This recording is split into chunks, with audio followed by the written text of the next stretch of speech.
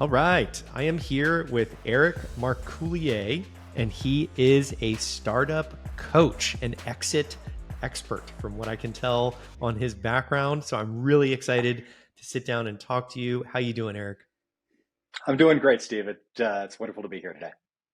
Yeah, there's a lot to unpack here. We got quite a few successes, a lot of lessons to go through. But before we get into your multiple exits, let's talk about how you got started. What's your background and what got you into business? Awesome. I'm definitely going to be talking mostly about my failures today. It's what I've learned most from. But I first got started as a entrepreneur at the age of 10, lawn mowing business. Seems like most entrepreneurs start at a super early age. All throughout high school and early college, I wanted to be a DJ and was a club DJ and actually started a club at Tulane, was a wedding DJ, a college radio station DJ. And then I went to University of Florida and got to be a professional on-air DJ. And about 2 weeks in, I was like, oh my God, this is a huge mistake. And I was lucky to literally weeks later go to the bookstore at about 3 in the morning, buy issue number 5 of Wired. And it was like, oh, I don't want to be a DJ anymore. I want to do this internet stuff. And within a year and a half, I had dropped out of college. I had moved from Florida to the Bay Area and was putting a couple of magazines online. And the rest is a combination of history and a tissue of lies.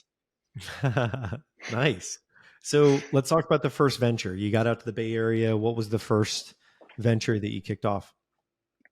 So I was the first web person at a publishing company that was originally called Imagine Publishing and then became Future Publishing. And they had a couple of video game magazines, and my job was to get them online. This was in 1995 when there were literally 5 video game websites on the entire internet. And so, by a couple months later, there were now 7 video game websites on the internet. And we did that for about a year and change. And at the end of that, I was a little frustrated at dealing with the publishers, or sorry, not the publishers, the editors in chief of the various publications that I was working with. And my boss, who had hired me, was also realizing that we'd gone from 5 to 7 to hundreds of video game sites on the internet, and I wanted to start our own brand. And he wanted to figure out how to sell ads for all of these third-party content creators. And so we launched something called the Imagine Games Network that is now known as IGN. It's been around for 20 plus years and 25 years, actually, now that I think about it. And by the end of the 90s, we were one of the 50 largest websites on the internet. And there were a lot of reasons for that. The editors who actually wrote the content, the fact that our URL was on the bottom of hundreds of millions of magazine pages every month. We had a lot of really good advantages. And a couple of years in, the owner of the parent publishing company thought that at the end of the day, there'd be a much higher valuation if this digital product was its own company than all the problems that come with being a traditional legacy print publisher. And so he spun the company out. And at the time, I didn't understand it and I was very angry, but he did not look at a 25-year-old college dropout as somebody who should take a company public. And so he built a fantastic executive team, and they took it public 2 weeks before the market crashed in 2001. But that same executive team, at least the bulk of it, the 2 key people, the CEO and the CTO, stayed the course and eventually sold the company for $650 million to I want to say to Fox in 2008, 2007 maybe. But again, I just remember being very, very angry that I had launched with Johnny this amazing company, and I did not understand why. First of all, I wasn't running it, and secondly, I didn't get a big stake in the company. And it was years later that I really realized that equity is it's an incentive for future contributions as opposed to a thank you for past work. And by the time we got to the 50 or 60 people that we were when we spun out, I was a dick. I wasn't a good manager, and there wasn't a lot left for me to do. And I think Chris and the executives recognized that and said, we're going to give you a crap job and you're eventually going to quit, and that's going to be fine for everybody. And it was a really, really hard and painful lesson learned that I've actually had to explain to people who were on the other end of that, my end of it, in exits that followed. Got it. Very cool. Very cool. So with the exit, eventually you learned that equity was super valuable, obviously, and you kind of had some issues with the takeover initially or the spin out initially. What transferred next? Like, did you take a team from there and start up a new venture that eventually kind of went to the big exit? Let's walk through the timeline that got you to the next couple exits. Fair enough. So that was, if you look at my background, that is the biggest exit that I've ever been a part of. Yep. And in that case, right, launching that company. And then I immediately got very angry and started a company to compete with IGN that failed miserably. And anything that I made when the company went public was all poured into that business. And there were lots of lessons about, first of all, don't ever start a company simply because you're angry, but also customer discovery and finding out that we were in the beginning of a recession. And so companies, did not want more advertising space. They wanted advertising. And eventually I just got out of interactive for a while and made video games for about 5 years. And at the end of that, um, at the end of that period, we were about, I guess, a month and a half from my now ex-wife, but my wife at the time, and I having our first child. And the games company that I was working for went bankrupt, which is what independent game studios normally do. And then about 2 weeks after our first child was born, her company laid her off, and so we had zero income whatsoever and a brand new child. And I convinced her to put a second mortgage on the house so that I could buy the assets of the games company, because I had been working on a what we called back then a serious games company, using video games for not primarily fun purposes, but for teaching or whatever. And I had landed a huge client, and it turned out that that was the only client that was there. And so I spent roughly 2 years crash landing that company, but also on the side, I started a very small stats company with my best friend all the way back from high school. And that was called MyBlogLog. And within 20 months, Minerva, the games company, died, and Yahoo bought us with 5 employees, and it was pretty amazing. Nice. Nice. So how big was the team when you were when you were scaling up? Let's talk about the my blog log, because I think there's a lot of lessons around the timing of that and just how that grew. And the name of the gaming studio after IGN was what again? The one that Uh, went bankrupt? the content company was called BuzzSite, and you can't Buzz. find anything about that online. And then there was Minerva Games, and you can't find anything about that online. And then there was my blog log, and you can't find a lot about that. It's certainly got some detritus because it was a real thing for several years, but it never grew nearly to what we thought it could be. Mm-hmm. So Got when it. we launched that, it was basically because I was a thrice failed blogger. I would start a blog, and first of all, this is in 2005, right? This is effectively peak blog. This is pre all of the micro content services like Tumblr and Twitter and Facebook. If you wanted to have a voice online, you started a blog. And the problem for anybody who's ever run a blog or done a podcast is that creating that content, day in and day out or week in and week out is very tough. And so multiple times I had started blogs and then given up on them. And so I started a fourth blog, and it was what was back then known as a link blog. I was inspired by Kottke, which is still around, has been around for like 25 years. And every day, Jason Kottke would just post like a half dozen or a dozen different links to different things with little descriptions and say like, oh, I found this interesting because of this reason or that reason. And so I launched one, and I was immediately frustrated that I could get stats for for people who were coming to the site, but I couldn't actually get stats for what mattered, which is why did they leave? What did they actually find interesting? And so I reached out to my best friend, Todd, who had a dev shop in Florida.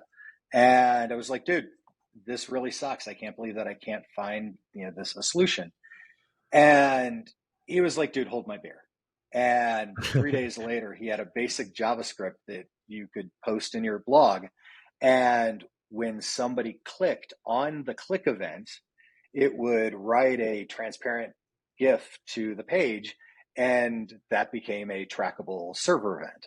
And he would write the whatever the link was that was being clicked. And I was like, holy crap, like we could actually do something with this. And so we launched it, and basic site, super ugly. I remember that when I first designed like what the service should look like, there was like 25 pages, and Todd's like, yeah, no, and redesigned it, and there were 3 pages. There was literally a sign up sheet or sign up form on the homepage. There was the stats, and that was a single page, and then there was a payments page, and that was it. And we started charging like $5 or $9 a month or whatever for this.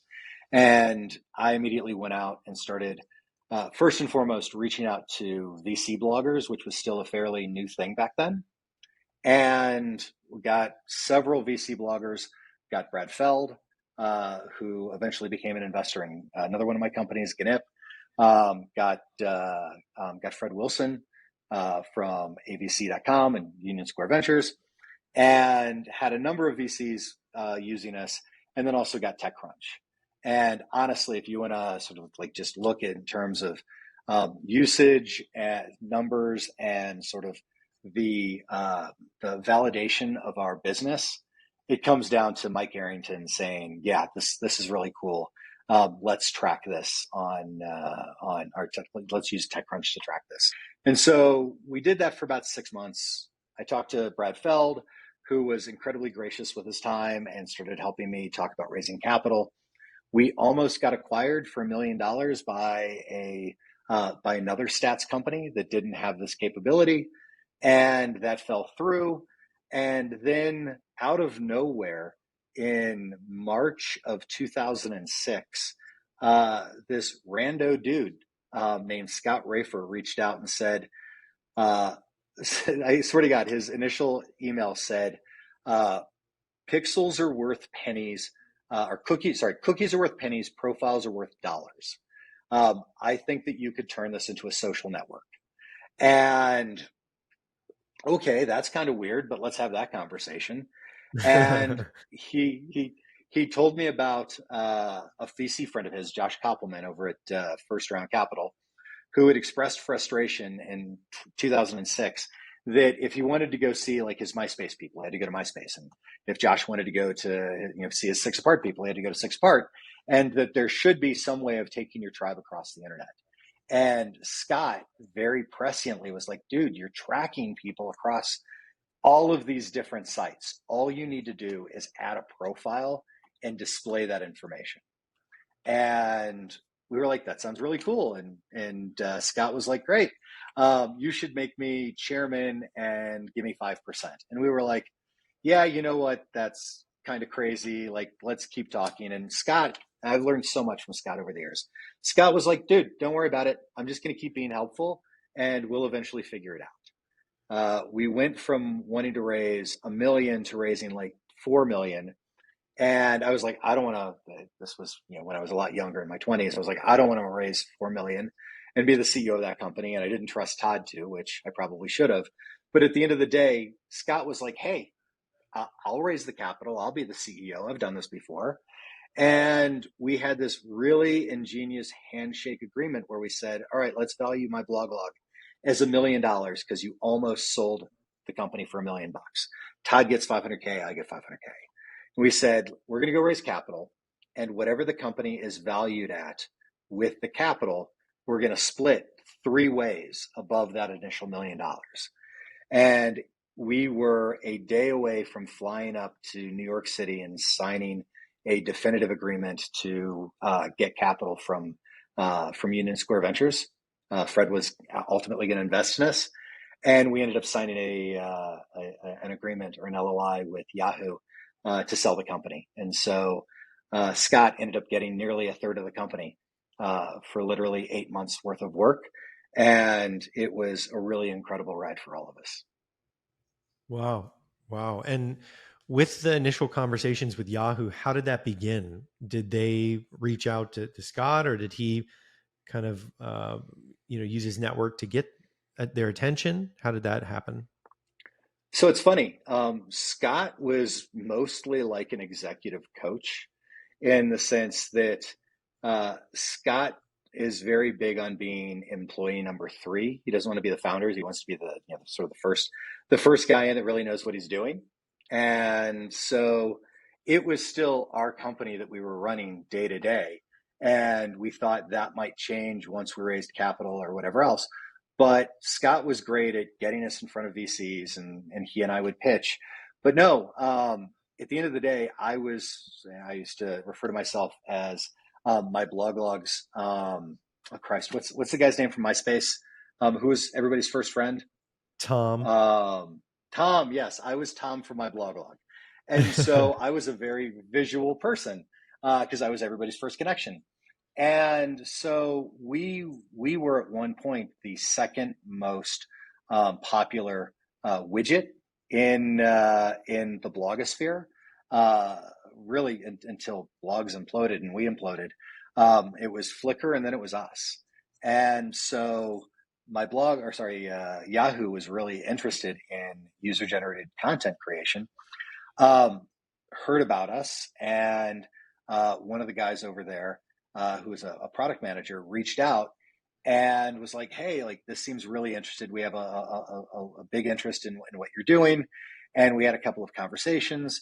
And I was out in Massachusetts. Todd was in Florida, and they flew us out to Yahoo Burbank for a 4-hour meeting. It is the only time I've ever done a East Coast to West Coast trip we didn't spend the night. We just literally flew out, sat at Yahoo Burbank talking to like 6 engineers and a couple of product people for 4 hours. And then we went straight back to the airport and flew back home. And it was really interesting because we talked very deeply about the tech. And Todd is just an amazing, amazing person when it comes to both software and hardware. And he was such a creative and thoughtful person that every engineer, I'm convinced, in that group wanted to work with Todd, right? It didn't matter if they were going to report to Todd or Todd was going to report to them or whatever. They just wanted to be around him. And so we had, from that group, a lot of interest. And then this thing called the Peanut Butter Manifesto was released by Brad Garlinghouse. And it was basically an indictment of, and Brad was an executive, like a mid-tier, upper middle tier executive at Yahoo. And it was a very scathing indictment that Yahoo was spreading itself thin like peanut butter. And he was talking about how there were all of these different groups within the company, all effectively doing the same thing, and that it was crazy. And as you can imagine, it was taken up everywhere, right? TechCrunch and Wall Street Journal and New York Times. Everybody was writing about Yahoo's peanut butter problem. And we got a call the next day from the product guy over there going, "Hey guys, we love you, but the only acquisitions that are going on right now are career-saving acquisitions, and you are not that. So keep working and stay in touch." And so that was in October of 2006. And so, right, we kept raising capital, and we were again days away from going up to New York. And Scott went to the Web 2 Summit in San Francisco, and Yahoo was there. And Todd, excuse me, we're going to delete that. So then Scott went to the Web 2 Summit and bumped into a couple of folks from Yahoo and said, "Hey, we're about to raise capital." And that is such a wonderful signal to send to a potential acquirer, because they realize that you're about to get 3 or 4 times more expensive. And in the span of 2 days, Scott just kept getting shepherded from person to person to person, and ultimately wound up getting introduced to David Philo. And to his eternal chagrin, and I love that I get to share this, he didn't recognize David and was like, "Hey, what do you do at Yahoo?" But David was like, I started it. But that series of events led Yahoo to very quickly say, we need to get our house in order. And the reason is effectively this. One of the first people that Scott met at Web2 Summit was a guy by the name of Bradley Horowitz, who was himself a serial entrepreneur, had been acquired into the Yahoo sort of mothership through an acquisition. And he had been walking around Yahoo with a deck, PowerPoint presentation for several weeks. And it had two key slides. And one was a giant circle that said Google. And there were just dozens of different websites listed. And he said, every single website that gets created is beneficial for Google because they have AdSense. And so every site on the internet is a friend of Google. And then he has slide 2, and there's a giant circle on one half of the page that is labeled Yahoo, and then a whole bunch of individual little dots labeled other different websites. And he said, we're competing with every other site on the internet. We need to figure out how to make every website our friend. And when he heard about what we were doing, creating this cross-internet profile, he was like, holy crap, right? I mean, ads are worth pennies, profiles are worth dollars. Let's bring this company in, roll them out across all of Yahoo, and then across the rest of the internet, and we're gonna become the de facto profile of the World Wide Web. And when we heard that, we were like, fuck raising capital. We want to go do that mission. That sounds amazing. And so we signed the deal, and there's some interesting negotiations there. But the net result was we got a pretty impressive amount of money for less than 2 years worth of work. And then we came on board, and we were so fucking excited to go work for Bradley Horowitz and build this, this profile for the internet. And 3 weeks in, we went from reporting to Bradley, who was our executive sponsor, to the guy who'd been the biggest opponent to the acquisition in all of Yahoo. And now we were reporting to them. And for the next 3 months, it was a constant fight. Like, we were promised headcount increase. We could hire people. That was every single time we tried to hire somebody, not allowed.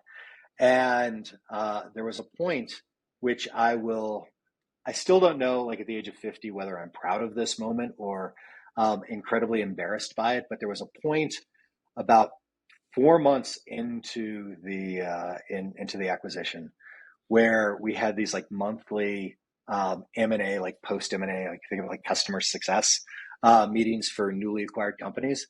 And it was the executive that we reported to, our team, and then some folks from Corp Dev, and then lastly, just a handful of people across the organization who were just known to be really, really effective at getting companies brought in. And we were talking to a woman from Corp Dev, and she was like, guys, it doesn't matter. Contractually, you're allowed to hire 5 people, just go make some offers. And the executive that we were reporting to, walked in right as she said that. And he comes down to the end of the table and he slams his hands down and he goes, you guys don't get it. We have all the recs. And I'm talking to the rest of the executives at Yahoo about what to do with Yahoo. We might decide that it was a fantastic idea and we'll give you 50 new headcount. Or we might decide that it was a stupid fucking acquisition and shut you down. And in front of everybody in this entire room, I looked at him and said, dude, we got paid cash. Do what the fuck you want. And as you can imagine, things did not go well from there. Felt very good in the moment. Yeah. And that was sort of why, earnouts aren't favorable, as you said before we started talking, that earnout would have been a problem. Indeed, right? And that's Whether, I have, when it's a guaranteed earnout, right? You're going to get typically it's a 1 year cliff and then additional 2 years of vesting in equal monthly amounts, like go to town. But a lot of companies that I work with or that I've been friends with who are assessing acquisitions, they'll get offers that say, hey, this is going to be a performance-based earnout. And you get all of the fucking M&A pillow talk about how great. I mean, dude, we were going to be the profile for the internet. That's pretty dope. And so when somebody says that and you start thinking about how big this thing could be and how much money it could make, when somebody says, well, tell you what, we're going to have a percentage here and a couple of ratchets. And right, if this thing, MyBlogLog or Tom's widget company, whatever the hell, makes us $100 million, we're going to pay you $20 million. That sounds pretty compelling. But Mm-hmm. what you forget is that no one person runs the company, possibly the CEO, possibly the board as a few people, but certainly not the person that you're getting acquired by, even if it's the CEO, because the market runs the company. And this week, the direction the company might be running is due east, and then the market changes, and suddenly you're running due south. And sorry, guys, we're not even funding this initiative anymore.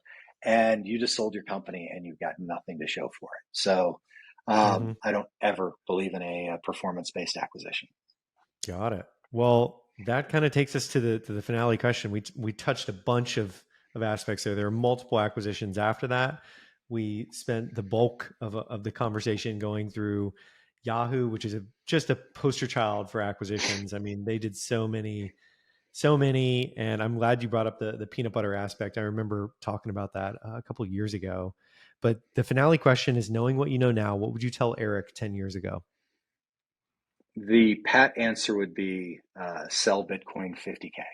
Um, but assuming that that's not viable, um, it would be ask more questions.